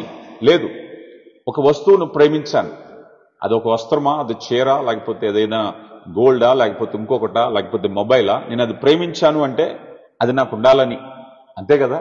లోకంలో ఎరస్ అనేటువంటి ప్రేమ ఉద్దేశం అదే కదా. ఒక మంచి ఫుడ్ నేను ప్రేమించానంటే అది తినాలని. ఒక మంచి ప్లేస్ నేను ప్రేమించానంటే అక్కడికి వెళ్ళి నేను చూడాలి, అక్కడ ఉండాలి అని. అదే ప్రేమ, లోకంలో ఉండేటువంటి ఎరోస్ యొక్క ప్రేమ యొక్క ఉద్దేశం. కానీ దేవుడు అగాపే ప్రేమనిచ్చాడు. అగాపే ప్రేమ దైవ సంబంధమైన ప్రేమ, లోక సంబంధమైన ప్రేమను విభిన్నమైనటువంటిది. ఇదే నైతికత. ఈ నైతికత ఎలాంటిదయ్యా అంటే, నువ్వు కావాలి అనుకునేటువంటి విషయంలో నువ్వు ఎంత ప్రేమిస్తున్నావో ఆ ప్రేమ ప్రకారంగా ఆ ఆబ్జెక్ట్ని నీకు సొంతంగా ఉపయోగపడటం కాదు, నీవు ఆ ఆబ్జెక్ట్కి ఉపయోగపడాలి. ఆబ్జెక్ట్కి నువ్వు ఉపయోగపడాలి. ఇదేమిటండి, పలానా వ్యక్తిని ప్రేమించాను. ఈరోజు సొసైటీలో మనం చూస్తున్నాం కదా, ఎలాంటి పరిస్థితులు. ఇదిగో పలానా అమ్మాయిని ప్రేమించారట, అమ్మాయి అంగీకరించలేదట, ఆ అమ్మాయి మీద యాసిడ్ పోసేసాడట, ఆ అమ్మాయిని కత్తిపెట్టి పొడి చేసాడట. ఏమిటిది? ఆ ఆబ్జెక్ట్ అనేటువంటిది నాకు సొంతం కాకపోతే నేను ఊరుకోను. మూర్ఖత్వం. అంటే కంప్లీట్ ఎరోస్ అనేటువంటి పదానికి ఉండేటువంటి కంప్లీట్ సెన్స్ ఏంటంటే, ప్రేమ అనేది స్వార్థం. అంతే కదా. నేను ప్రేమించాను అంటే సెల్ఫిష్. నాకు అది ఇష్టం, ఇచ్చేసాయి. చిన్నపిల్లలు అంటూ ఉంటారు కదా, తల్లిదండ్రుల దగ్గరికి వచ్చి వాళ్ళకి ఏదైనా కావాలి అంటే అది ఇచ్చేయవలసిందే, అది వాళ్ళకి ఇష్టం, అది ఆడుకునే వస్తువు మరొకటో. పెద్దవాళ్ళు కూడా పిల్లల్లా ప్రవర్తిస్తున్నారు. ఎందుకనంటే స్వార్థం, సెల్ఫిష్నెస్. నేను ఇష్టపడ్డాను కనుక ఇది నాకు చెందవలసిందే, అదేమైనా నేను సొంతం చేసుకుంటాను, లేకపోతే వ్యతిరేకత పెంచుకుంటాను. కానీ ఇక్కడ ఈ ప్రేమకు వ్యతిరేకమైనటువంటిది ఏమిటయ్యా అంటే, మనం కొరింథీయులకు రాయబడిన మొదటి పత్రిక 13వ అధ్యాయంలో అంతా కూడా మనం చూసినప్పుడు దేవుని ప్రేమ ఎంత చక్కగా చెప్పబడిందయ్యా అన్నట్లయితే, నీకు ఎన్ని సద్గుణాలు ఉన్నా కూడా ప్రేమ లేకపోతే వ్యర్థుడును. నీ ఎథిక్స్ లేకపోతే, అంటే ప్రతి టాలెంట్కి పక్కన ఏం పెట్టారు? అయినా ప్రేమను పెట్టారు. ఒకవేళ నాకు ప్రవచనాలు చెప్పగలిగిన జ్ఞానం ఉంది, అయితే ప్రేమ ఉందా? అయా భాషలు చెప్పగలిగిన, లేఖనములను లోతైన మర్మాలు చెప్పగలిగిన జ్ఞానం, ప్రేమ ఉందా? నీ ఆస్తినంతా పేదలకు ఇచ్చేసావా? అయితే ప్రేమ ఉందా? నీ శరీరము కాల్చబడటానికి ఇచ్చేసావా? అయితే ప్రేమ ఉందా? ప్రేమ ఎలాంటిదయ్యా అన్నట్లయితే, నువ్వు చేసే ప్రతి కార్యము కూడా ప్రేమపూర్వకమై ఉండాలి. ప్రియులారా గమనించండి, ఈ ప్రేమ ఎలాంటిదయ్యా అంటే, ఇన్ కేస్ ఎదుటి వ్యక్తి నుంచి నిస్వార్థంగా అందించేటటువంటి ప్రేమ. కొన్ని దినాల క్రితం ఒక దేశంలో బాగా తెలిసినటువంటి ఒక మిషనరీ ఒక విద్యార్థికి చదవటం నేర్పించాడు, చదవటానికి స్పాన్సర్ చేశాడు. ఆ చిన్న వయసు నుంచి సుమారుగా నాకు తెలిసి ఒక 10 ఏళ్ళు ఆ విద్యార్థికి స్పాన్సర్ చేశాడు. ఆ స్పాన్సర్ చేసిన ఆయన వేరే దేశంలో ఉన్నాడు. అయితే ఈయనకి గ్రాడ్యుయేషన్ వచ్చింది. అప్పటి వరకు ఎప్పుడు కూడా సదరు వ్యక్తిని నేను చూడలేదు, ఆయన ఎక్కడుంటాడో కూడా తెలియదు. ఆయన సహాయం చేయటం వరకే. ఎవరో ఒక వ్యక్తి, పలానా పేరు కలిగిన వ్యక్తి నా చదువుకి సహాయం చేస్తున్నాడని తెలిసి, సరే కంప్లీట్ అయిపోయింది, గ్రాడ్యుయేషన్ అయిపోయింది, మంచి ఉద్యోగం వచ్చింది. ఇప్పుడు అతను కోరాడు ఆ వ్యక్తికి, అయ్యా మీరు నాకు నా జీవితం అంతా చదువు నేర్పించారు, రుణపడిపోయాను.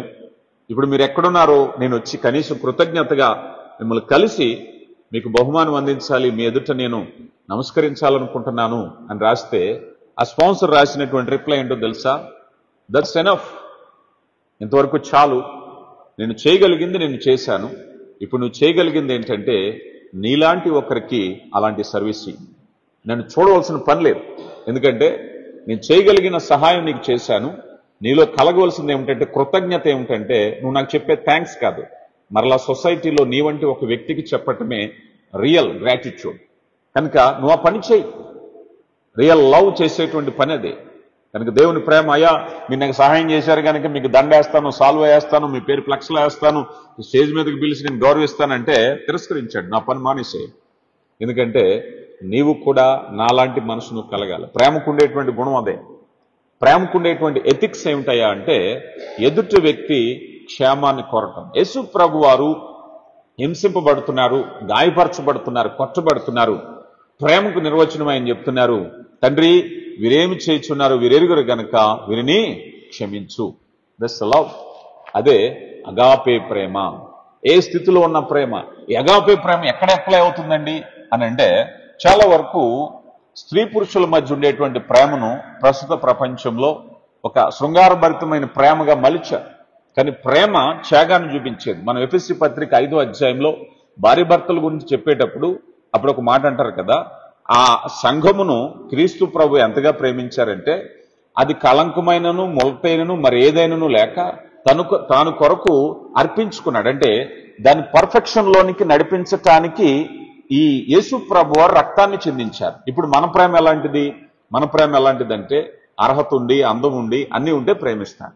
కానీ యేసు ప్రభు వారు ఏమన్నారంటే యోగ్యత లేనప్పుడు ప్రేమించి సరిచేశాడట. ఆయన యోగ్యత లేనప్పుడు ప్రేమించి సరిచేసుకున్నాడు. చాలా మంది వారికి ఉండేటువంటి స్పౌస్ మీద వారికి ఇచ్చేటువంటి కంప్లైంట్స్, ఆ వంట రాదు, లేకపోతే ప్రేమగా మాట్లాడడం రాదు, గౌరవం రాదు, డ్రెస్సింగ్ రాదు, ఇంకొకటి లేదు.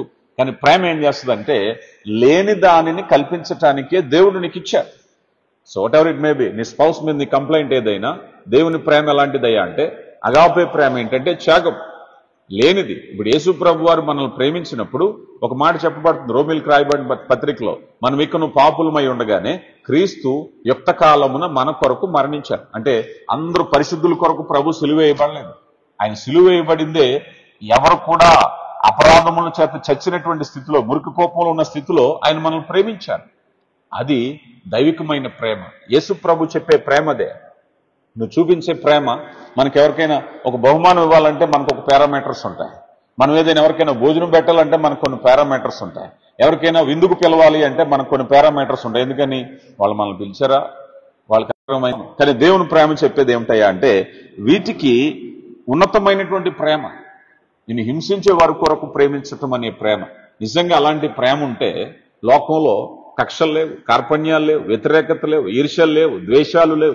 ఏ విధమైనటువంటిది కూడా లేకుండా దేవుడు నడిపించటానికి ఇష్టపడుతున్నారు. అందుకే మన యోహాను సువార్త 3:16లో దేవుడు లోకమును ఎంతో ప్రేమించాడు. చాలా ఎంత ప్రేమ అంటే కొలమానము లేనటువంటి ప్రేమ, అదే అగాపే ప్రేమ. అలాంటి ప్రేమే నీవు నేను కలిగి ఉండాలనుకుంటున్నారు. లోకంలో చెప్పే ప్రేమలు వేరు. ప్రేమ శాశ్వత కాలం ఉండును. ఈరోజు చాలా మంది అన్ని బ్రేకప్లే, చాలా మంది చెప్పేది కదా, అన్ని బ్రేకప్లే. ప్రేమించుకున్నారండి, అది ఫ్యాషన్ వర్డ్ అయిపోయింది. చాలా సింపుల్ గా చెప్పుకుంటున్నారు చాలా మంది. అబ్బా ఏమైంది, బ్రేకప్ అయిపోయిందండి. బ్రేకప్ ఉండదట ప్రేమకి. ప్రేమకు బ్రేకప్ అనేది లేదు. అందుకే చెప్తున్నాడు ప్రేమ శాశ్వత కాలం ఉండును. అది బ్రేకప్ అంటే ప్రేమ కాదు మరేదో అని తెలుసుకోమంది అని అర్థం. శాశ్వతమైన ప్రేమ నీ బలహీనతను బట్టి, నీకు ఇంకొక సమస్యను బట్టి బ్రేకప్ చెప్పేటటువంటిది ప్రేమ కాదు. కనుక ఇక్కడ మనం చూసినట్లయితే ఆ ప్రేమను ఇంకా లిటరల్ గా, ప్రాక్టికల్ గా ప్రభు చెప్పేది 1 యోహాను పత్రికలో, ఇదిగో నన్ను నిజంగా ప్రేమించువాడు నా ఆజ్ఞను గైకొంటాడు. రైట్. ఇప్పుడు ఇతరులను ప్రేమించటంలో నీకుండేటువంటి అబ్జెక్షన్స్ నీకు ఉండొచ్చు. కానీ దేవుడు చెప్పేది ఏంటంటే నువ్వు నిజంగా ప్రేమించాలి అని అంటే నా ఆజ్ఞలు గైకొను. నువ్వు నన్ను ప్రేమిస్తే ఇతరులను ప్రేమిస్తావు. ఉదాహరణకు అనుకుందాం, ఒక వ్యక్తిని ప్రేమించట్లేదు, దేవుణ్ణి ప్రేమించగలడా? యోహాను రాసిన 1 పత్రికలో చూసేటటువంటి సహోదరుని ప్రేమించలేని వాడు చూడండి నన్ను ఎలా ప్రేమిస్తాడు. ప్రభు చెప్తున్నారు, అయ్యా కంటి ముందు కనిపించేటటువంటి వ్యక్తిని నువ్వు ప్రేమించలేకపోతున్నావా? వాళ్ళ తప్పు నువ్వు క్షమించలేకపోతున్నావా? నువ్వు అలాంటప్పుడు ఎక్కడో నేను అదృశ్య దేవుడిగా ఉన్న నన్ను నువ్వు ప్రేమించగలవా?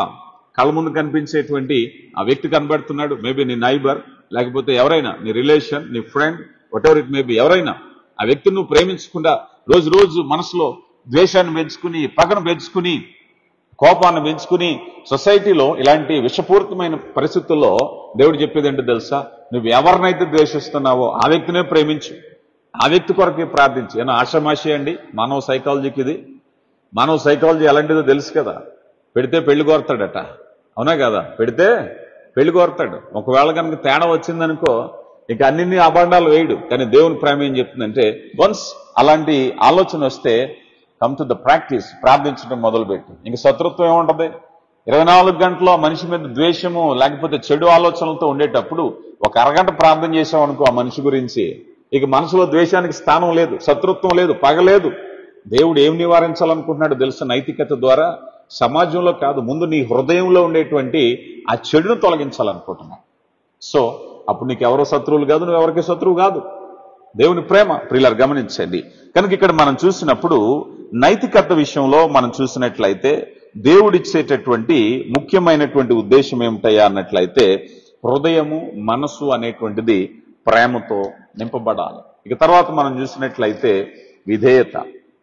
విధేయత అనేటువంటిది కూడా మనం చూసినప్పుడు ఈరోజు లోకంలో విధేయత అనేటువంటిది కూడా నైతికతతోనే ముడిపడి ఉంది. మానవ నైతికత ఏంటో తెలుసా? మానవ నైతికత ఎలా ఉంటుందంటే, ఈ వ్యక్తి నన్ను పోషిస్తున్నాడు కనుక నేను లోబడతాను. చాలా మంది ఈ మాట అంటారు, నువ్వు నన్ను అన్నావు, నువ్వేమన్నా నా తండ్రివా, నా తల్లివా, లేకపోతే నన్ను పోషిస్తున్నావా, నాకు భోజనం పెడుతున్నావా, చాలా పెద్ద స్టోరీ అడుగుతూ ఉంటారు ఎవరినన్నా అంటే. నన్ను అనడానికి కొన్ని రైట్స్ ఉండాలి. ఎవరు నాకేమన్నా భోజనం పెడితే నన్ను పడతాను, నా జీవితాన్ని ఏమైనా నిలబెడితే. కానీ దేవుని మాట అలా అనట్లేదు. వాళ్ళు ఏం చేసినా యూ హ్యావ్ టు రెస్పెక్ట్.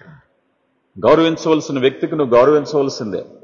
నీకుండేటువంటి నీతి నీకు ఉంటుంది. ఏమండి, చాలా మంది చెప్తాం, ఏమండి నాకు ఆకలితో ఉన్నప్పుడు భోజనం పెట్టాడండి, ఆయన అంటే నాకు చాలా గౌరవం. మంచిది. ఆ గౌరవాన్ని ప్రతి ఒక్కరి పట్ల విస్తరింపబడాలి. అందుకే నీ వినయము, గౌరవం అనేటువంటిది నీతితో నింపబడాలి.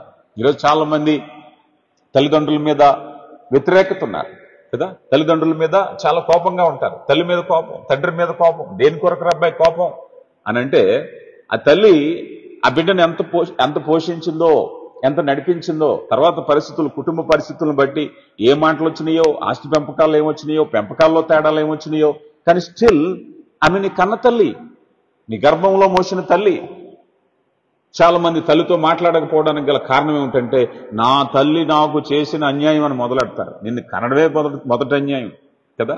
నిన్ను కనటమే చేసిన మొదటి అన్యాయం. ఆమె కనకపోతే నువ్వు పుడతావా? పుట్టిన తర్వాత నీ గర్భంలో ఉండగా ఆమె నిన్ను ప్రేమించి, ఆమె నిన్ను భద్రపరిచి లోకంలో తీసుకొచ్చింది ఆ తల్లి. తర్వాత పరిస్థితులు ఏమున్నా ఈ కృతజ్ఞత మర్చిపోకూడదు కదా. తర్వాత పరిస్థితులు, తర్వాత ఇబ్బందులు ఏమున్నా ఈ కృతజ్ఞత మర్చిపోవటం మంచిదే చెప్పండి. చాలా మంది అదే చేస్తారు. కానీ దేవుని వాక్యం చెప్పేది ఏంటో తెలుసా? నువ్వేదైనప్పటికీ కూడా తల్లిని, తండ్రిని సన్మానించు, నువ్వు దీర్ఘాయుష్మంతుడు అగున్నట్లు. ఎథిక్స్ ఎక్కడైనా దేవుని వాక్యాన్ని కండిషనల్ బ్లెస్సింగ్ అంటారు. నువ్వు దీర్ఘాయుష్మంతుడు అగున్నట్లు నీ తల్లిదండ్రులను సన్మానించన్నక్కడ ఎక్కడైనా నీకు ఆస్తి ఇచ్చిన తల్లిదండ్రులను సన్మానించను, నేను ప్రేమగా చూసిన తల్లిదండ్రులను సన్మానించను ఉందా? చెప్పండి, ఎక్కడైనా ఉందా? What ever it may be, వాళ్ళు ఎవరైనా తల్లిని, తండ్రిని సన్మానించు. దేవుని వాక్యం ఒకసారి చెప్పిందంటే కరెక్ట్ అంతే, ఇంక అందులో వేరే విషయం లేదు. ఒకవేళ కనుక ఎవరైనా తల్లి తండ్రి అంటే, ఏ తల్లి తండ్రి? అందరు తల్లిదండ్రులు లాంటి వాళ్ళు కాదండి. నాకు చాలా మంది విచిత్రంగా మాట్లాడతారు, ఏమయ్యా మీ తల్లి మీ తండ్రి మీరు అనుకుంటున్నారు కానండి, అందరు తల్లిదండ్రులు లాంటి వాళ్ళు కాదండి. మీ తల్లిదండ్రులు గర్భంలో మోసి నిన్ను పుట్టించలేదా? నిన్ను ఏమైనా ఆకాశం నుంచి పుట్టించారా? అందరు తల్లిదండ్రులు లాంటి వాళ్ళ? మేబీ వాళ్ళకి ఒకవేళ ఏదైనా మంచి బుద్ధి లేకపోవచ్చు. కొంతమంది ఆ విషయాన్ని కూడా అంగీకరించాలి. కొంతమంది తల్లో తండ్రో విపరీతంగా తాగుబోతాయి తండ్రిని, ఆ పిల్లల భవిష్యత్తును పాడు చేసే వాళ్ళు ఉన్నారు. కానీ స్టిల్ నువ్వు దేవుని ప్రేమ, నైతికత ఉంది నీలో. నైతికతను బట్టి సమాజం పాడవకూడదు. ఇందాక మనం అనుకున్నాం, ఎవరు సహస్ర కేసులో ఆ పిల్లవాడిని ఇప్పుడు ఏం చేయమంటున్నారు? ఖచ్చితంగా ఆ పిల్లవాడిని ఎన్కౌంటర్ చేసి చంపేయండి అంటున్నారు. అది సమర్థనీయమని నేను అనట్లేదు, కానీ వాళ్ళకు ఉండే రీజన్స్ ఏం చెప్తున్నారు? ఇలా విడిచిపెడితే సమాజం పాడైపోతుంది. ఆ ఏజ్ పిల్లవాళ్ళందరూ రేపు హత్యలు చేయడానికి మొదలు పెడతారు. భయపడిపోతున్నారు. క్లియర్ గమనించండి. అలాగే ఇప్పుడు దేవుని ఆజ్ఞ ఏం చేస్తుందయ్యా అంటే, నీ తండ్రి తాగుబోతుని కొట్టండి అని రైట్ ఇచ్చారనుకోండి, సమాజం అంతా ఏమైపోతుంది? తాగుబోతండ్రిని ప్రతి కొడుకు కొట్టడమే కాదు. నో, బైబిల్ అంగీకరించట్లేదు. నైతికత ఉంది. తల్లిదండ్రులు సన్మానించటమే, వాళ్ళు ఎలాంటి వాళ్ళు అయినప్పటికీ కూడా. భార్య భర్తల విషయంలో స్టిల్ ఆమెను ప్రేమించటమే, అతను ప్రేమించటమే. రెండో విషయంలోకి దేవుడు వెళ్ళనివ్వలేదు. కానీ ఈరోజు చాలా మంది వెతుక్కుంటున్నారు విధేయత అనేటువంటి ప్రక్రియ. తర్వాత రెండోది, ఎవరి నుంచి అయినా నువ్వేదైనా ఆశించటము అనేటిది నీకు కలిగిందంటే, ఎదుటి వ్యక్తి నుంచి కొన్ని విషయాలు అడగటంలో, పొందుకోవటంలో తప్పేమీ లేదు. పిల్లలు ఉన్నారు, పిల్లలు తల్లిదండ్రుల దగ్గర నుంచి ఆస్తిని ఆశించడంలో తప్పులేదు. కానీ స్టిల్ అందులో నైతికత ఉంది. దేవుడు పెట్టారు, అందులో ఎథిక్స్ పెట్టారు. ఈరోజు కొంతమంది ఒక భయంతో, ఇదిగో నాకంటే పెద్దవాడు, నాకంటే చిన్నవాడికి ఎక్కువ ఇస్తున్నారని చెప్పి తల్లిదండ్రులు మోసం చేసి సంతకాలు పెట్టించుకుని, అలా పెట్టించుకుని, కేసులు వేసి, ఇరుకును పెట్టి బలవంతంగా ఆశ తీసుకున్న వాళ్ళు ఉన్నారు. కానీ ఎథిక్స్, నువ్వు ఆశించడంలో తప్పులేదు, కానీ న్యాయసమ్మతంగా ఆలోచించు. నీ భర్త నుంచి, నీ భార్య నుంచి ఏదైనా ఆశించడం తప్పులేదు, స్టిల్ ఎథిక్స్. నీ ఓనర్ నుంచి నువ్వు ఆశించడంలో తప్పులేదు, నీతి సూత్రం. నీ స్నేహితుల నుంచి ఆశించడంలో తప్పులేదు, కానీ నైతికత లేనటువంటి లోకంలో మనం ఉన్నాం. కానీ దేవుని వాక్యం చెప్తుంది, కొరింథీయులకు రాయబడిన మొదటి పత్రిక 13వ అధ్యాయము 13వ వచనాన్ని మనం చూసినట్లయితే, 13వ అధ్యాయము 13వ వచనంలో, విశ్వాసము, నిరీక్షణ, ప్రేమ ఈ మూడు నిలుచును, వీటిలో శ్రేష్టమైనది ప్రేమ అన్నాడు. పిల్లలు గమనించండి. కనుక నువ్వు ఆశించేటటువంటిది కూడా ప్రేమయుక్తమై ఉండాలి, ఇరుపక్షాలకి మేలుకరంగా ఉండాలి. నువ్వు తిను తినక నువ్వేమైతే అయిపో, నాకు ఇస్తావా సస్తావా అంటే కరెక్ట్ కాదట. నువ్వు ఇవ్వటం వల్ల నువ్వేమైనా నష్టపోతున్నావేమో, నువ్వు ఇవ్వటం వల్ల నువ్వేమైనా ఇబ్బంది పడతావేమో. అందుకే చాలాసార్లు దేవుని వాక్యాన్ని మనం ఆలోచించేటప్పుడు కానుకల విషయంలో కూడా, అయ్యా ఇవ్వండి, ఇస్తే ఆశీర్వదింపబడతారు, ఇదిగో అప్పు చేసేవ్వండి, వడ్డీకి తెచ్చేవ్వండి. ఎక్కడైనా ఉందా అలాంటిది? అలాంటి పరిస్థితులు ఎక్కడైనా ఉన్నాయా? ఆలోచన చేయండి. నీ పరిమితి మేరకే ఆశించేటటువంటిది, నీ బాధ్యతలు గమనించాలి. ఇక తర్వాత మనం చూసినట్లయితే ఆనందం. ఆనందంలో నైతికత. ఆనందంలో నైతికత ఏమిటండి? నేను ఆనందించటానికి నా ఫ్రీ విల్, నేను ఎలా ఉండాలంటే అలా ఉంటాను. ఈరోజు సొసైటీలో భయంకరమైన డ్రగ్స్ మాఫియా పెరిగిపోతుంది. కారణం ఏమిటండి? డ్రగ్స్ అంటే నేను హ్యాపీగా ఉన్నానా లేదా? జాగ్రత్త, అందులో నైతికత ఉంది, నైతికత చూడాలి. నీ ఆనందం ఎలా ఉండాలి అంటే ఇతరులను బాధ పెట్టేది కాదు. ఎవరిని పెట్టారా? మీకుండేటువంటి హ్యాబిట్స్ వల్ల నీ తల్లో నీ తండ్రో మనోవేదన పడితే అది ఆనందం అంటారా? షాడిజం అంటారు. ఎదటి వారు బాధపడుతుండగా మనం ఆనందించే ఆనందాన్ని షాడిజం, పైశాచికత్వం అంటారు. ఆ బిడ్డ కుమారుడు కానీ కుమార్తె కానీ మేబీ అనుకోనేటువంటి కాంబినేషన్స్ లో ఎవరినైనా ప్రేమించి పెళ్లి చేసుకుంటామంటే ఆ తల్లి ఆ తండ్రి బాధపడుతూ ఉంటారు. వాళ్ళకి అనిపిస్తుంది, ఏమండే నువ్వు సంతోషంగా ఉండడం వాళ్ళకి ఇష్టం లేదు, నీ బ్రతుకు పాడైపోతాదని వాళ్ళు బాధపడుతున్నారు. నీ బ్రతుకు అనుకున్న విధంగా గొప్పగా ఉండదేమో అని వాళ్ళు బాధపడుతున్నారు. నీ వ్యసనం నీ ఆరోగ్యాన్ని పాడు చేస్తున్నప్పుడు, నీ వ్యసనము నీ సమాజంలో నిన్ను చెడ్డవాడిగా వేలెత్తి చూపిస్తున్నప్పుడు వాళ్ళు బాధపడుతున్నారు. అది ఆనందం కాదది. నువ్వు తాగి తందనాలాడి లేకపోతే పేకాట ఆడి లేదో చేసి నేను హ్యాపీగా ఉన్నాను అని అనుకుంటే ఎంతమంది చూడండి, చాలా మంది ఒక కుటుంబ యజమానుడు ఒక వ్యసనాన్ని బట్టి కుటుంబం అంతా బాధపడుతూ ఉంటారు. భార్య బాధపడి, పిల్లలు బాధపడి, తల్లిదండ్రులు బాధపడి, తోబుట్టువులు బాధపడి, అందరిని బాధపెట్టి ఒక వ్యసనాన్ని నడిపించటం అంటే ఎంత జ్ఞానయుక్తమైన పనండి. మనసు పెట్టి ఆలోచన చేస్తే అదా ఆనందం. ఆనందంలో దేవుడు నీతినుంచాడు. నీ ఆనందం ఎలా ఉండాలి? అందరికీ భాగస్వామై ఉండాలి, అందరూ ఆనందంగా ఉండాలి. ఒక వ్యక్తిని మోసం చేసి నువ్వు పొందేది ఆనందం కాదు, లేకపోతే ఒక వ్యక్తిని బాధ పెట్టి నువ్వు పొందేది ఆనందం కాదు. ఆనందం అనేటువంటిది ఆత్మఫలాల్లో ఒకటి పెట్టారు ఆయన. ఈ ఆత్మఫలాలను గురించి మనం ఆలోచన చేసినట్లయితే దేవుడిచ్చే ఆనందం ఎలాంటిదయ్యా అంటే దుఃఖంలో కూడా ఆనందంగా ఉండడం, అప్పుల్లో కూడా ఆనందంగా ఉండడం, సమస్యల్లో కూడా ఆనందంగా ఉండడం. మీ శోధనలు విస్తరించినప్పుడు వాటి యందు ఆనందించడని పేతురు గారు చెప్తున్నారు, యాకోబు పత్రికలో చెప్తున్నారు. అది రియల్ హ్యాపీనెస్. నిజమైన ఆనందం ఏం చేస్తుందో తెలుసా? నువ్వు బాధలో ఉన్నప్పుడు కూడా. మనం చాలా చోట్ల చూస్తూ ఉంటాం, ఆనందం అంటే కంప్లీట్ మనీ, డబ్బుంటేనే ఆనందం. అదే కదా లోకం చెప్పేది. అందుకే దేవుని వాక్యం చెప్పేది, అయ్యా ఇదిగో లోకంలో మీకు శ్రమ కలుగును, అయినా ధైర్యంగా ఉండండి. దేవుడిచ్చే ఆనందంలో మీరుంటే శ్రమలు మిమ్మల్ని ఏం చేయు. పౌలు శీల చెరసాల్లో పెడితే చక్కగా కీర్తనలు పాడుతున్నారు, ఆనందంగా దిగాలుగా లేరు, సంతోషంగా ఉన్నారు. అలాంటి సంతోషం నీకు కావాలి. ఈరోజు ఆనందంలో కూడా దేవుడిచ్చినటువంటి గొప్ప మహిమయుక్తమైనటువంటి పరిస్థితి ఏమిటాయి అంటే నీ ఆనందము నీతియుక్తంగా ఉన్నట్లయితే అది నిత్యానందంగా ఉంటుంది, అది పరలోకపు ఆనందంగా ఉంటుంది. నీ ఆనందాన్ని ఎవరు అపహరించరు. ఈరోజు చాలా మంది దొంగతనం చేసి ఇంట్లో డబ్బులు తెచ్చి భార్య దగ్గర భర్త దొంగతనం చేస్తున్నారు, తల్లిదండ్రుల దగ్గర బిడ్డలు దొంగతనం చేస్తున్నారు. ఎందుకురా? ఆనందం ఎంతసేపు ఉంటుంది? ఇది అయిపోయిన వెంటనే మళ్ళీ దిగాల మొహమే, రెండో దొంగతనానికి ప్లాన్ చేసుకోవటమే. ఆనందం కాదది. ఆనందాన్ని ఎప్పుడు పిలవద్దు. దేవుడు చెప్పిన ఆనందం ఎలాంటిదయ్యా అంటే నువ్వు పొందే ఆనందం మరొకరిని బాధ పెట్టకుండా ఉండే ఆనందం. నువ్వు పొందే ఆనందం మరొకరు బాధపడకూడదు. అది అలాంటి ఆనందాన్ని దేవుడు ఇవ్వాలనుకుంటున్నారు. చివరిగా ఒక మాట చెప్పి నేను ముగిస్తాను. యోహాను సువార్త 14:27 నేను శాంతిని మీకు అనుగ్రహించి వెళ్ళుచున్నాను, లోకం ఇచ్చినట్టుగా కాదు అంటున్నారు. ఈ ఒక్క మాటలో మనం చూసినట్లయితే శాంతి ఎలాంటిదయ్యా అంటే నువ్వు అనుభవించే శాంతి సమాధానంలో కూడా నైతికత ఉండాలి అంట. దేవుడిచ్చేటటువంటి శాంతి ఎలా ఉండాలి? శత్రువుని చంపేసి నేను హ్యాపీగా ఉంటాను అనుకుంటారు ఈరోజు లోకంలో చాలా మంది. అవునంటారా కాదంటారా? భయానక పరిస్థితులు సమాజంలో చూస్తున్నాం. అయ్యా భర్తను చంపేసి భార్య ఇదిగో ప్రియుడితో సంతోషంగా సమాధానం, అదా కోరుకునేది? నైతికత లేనటువంటిది. అందుకే దేవుని వాక్యం చెప్తుంది, లోకం ఇచ్చినట్టు కాదయ్యా, నీ సంతోషాన్ని ఎవ్వడు కూడా అపహరించినటువంటి సంతోషాన్ని ఇస్తాను. లోకంలో ఎన్నో ప్లాన్లు వేసుకుంటున్నారు, దొరికితే దొంగలు, దొరకపోతే దొరలవుతున్నారు. ఏదో ఒక రోజు ఒక పాపం పండి నేరస్తులుగా మారిపోతున్నారు. కానీ దేవుడిచ్చే సంతోషం ఎలాంటిదో తెలుసా? అది శాశ్వతమైనది. కనుక ప్రియులారా, ఈ నైతికతను గురించి విస్తారంగా మాట్లాడుకున్నాం. ఎందుకో తెలుసా? దేవుడు ఆత్మీయ జీవితాలను కట్టడానికి సమాజంలో నీ నైతికతను బట్టి ఒక సాక్షి బిడ్డగా సమాజంలో నన్ను నిలబెట్టాలనుకుంటున్నారు. కనుక జీవితంలో నీ నిర్ణయాలలో, నీ వివాహము, నీ వ్యాపారము, నీ ఉద్యోగము, నీ కుటుంబము, నీ సమాధానం, నీ సంతోషము ఏదైనా సరే దేవుడిచ్చేటటువంటి నైతికత మీద ఆధారపడినప్పుడు అది భక్తిలో భాగమై ఉంది. దేవుడిని బహుగా దీవించి ఆశీర్వదించునుగాక. ఆమేన్. శక్తివంతుడా, ప్రేమ కలిగిన దేవా, మహోన్నతుడా, శాశ్వతమైన ప్రేమ చేత ప్రేమిస్తున్న మా కన్న తండ్రి, ఇప్పటి వరకు జీవార్థమైన మాటల చేత మాతో మాట్లాడారు. అయ్యా, విన్న వాక్యాన్ని మా హృదయాల్లో ఫలింపులోనికి నడిపించండి. నా తండ్రి, విన్న వాక్యాన్ని విడిచిపెట్టకుండా గైకొని జీవించటానికి కృప దయచేయండి. అయ్యా, మీ వాక్యంలో ఉన్న శ్రేష్ఠత జ్ఞానాన్ని మాకు తెలియపరుస్తున్నారు, లోతైన అనుభవాలు మాకు అనుగ్రహిస్తున్నారు. అయ్యా, మీ కృపను బట్టి మమ్మల్ని నడిపిస్తున్న దేవా, మీకే మహిమ చెల్లిస్తున్నాం. మమ్మను మా సహవాసాన్ని ఇకను లోతైన అనుభవాలకు నడిపించి సమస్త మహిమ, ఘనత, ప్రభావాలు మీరే పొందుకోమని క్రీస్తు నామములో అడిగి వేడుకొంచున్నాం తండ్రి. ఆమేన్.